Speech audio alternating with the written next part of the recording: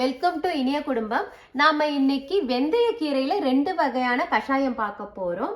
ஒன்று இருமலுக்கு, இன்னொன்று அல்சருக்கு. அதுக்கு தேவையான பொருட்கள் இங்கே வச்சிருக்கிறேன். வெந்தய கீரை அது நல்லா வாஷ் பண்ணி எடுத்து வச்சிருக்கிறேன். ரேசன் அதாவது காஞ்ச திராட்சை, அதில் கொஞ்சம் மண் இருக்கும், அதனால அதையும் நான் வாஷ் பண்ணி வச்சிருக்கிறேன். 10 எடுத்து வச்சிருக்கிறேன். 1/2 ஸ்பூன் சீரகம். வாங்க இப்போ எப்படி பண்ணுறதுன்றதை பார்க்கலாம்.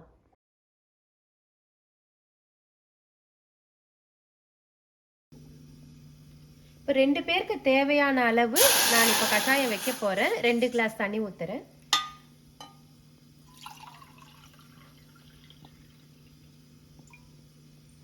இது வந்து கொஞ்சம் பெரிய கிளாஸ், இதில் ஒரு 3/4 கிளாஸ் வந்தால் கூட உங்களுக்கு போதும், கஷாயம் சரியாக இருக்கும்.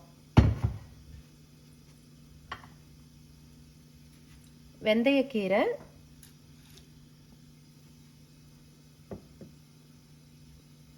காஞ்ச திராட்சை,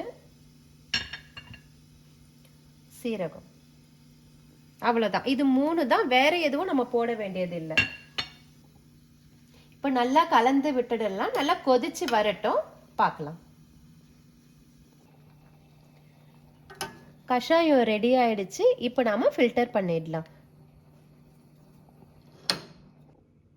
கஷாயம் ரெடி ஆயிடுச்சு.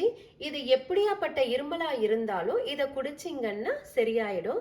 இப்போ நாம அடுத்த கஷாயம் எப்படி பண்றதுன்றத பார்க்கலாம். இப்போ அல்சருக்கு எப்படி பண்றதுன்றத பார்க்கலாம். வெந்தயக்கீரை எடுத்து வச்சிருக்கேன். 1/2 ஸ்பூன் முழு உளுந்து ஒன்றும் பாதியமா இடிச்சு வச்சிருக்கேன். 2 கிளாஸ் தண்ணி,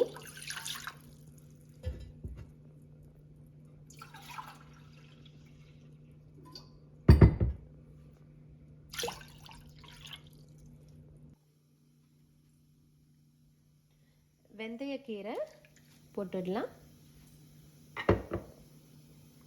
அப்புறம் உளுந்து.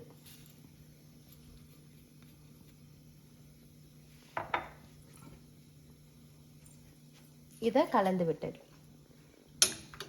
இப்போ கொதிச்சு வரட்டும். கஷாயம் ரெடி ஆயிடுச்சு. இப்போ நாம ஃபில்டர் பண்ணிடலாம்.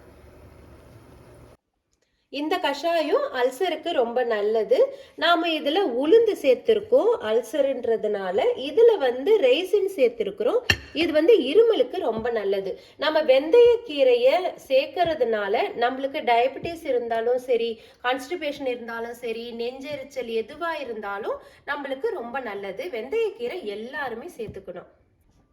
லைக் பண்ணுங்க, ஷேர் பண்ணுங்க, மறக்காம சப்ஸ்கிரைப் பண்ணுங்க. தேங்க்யூ.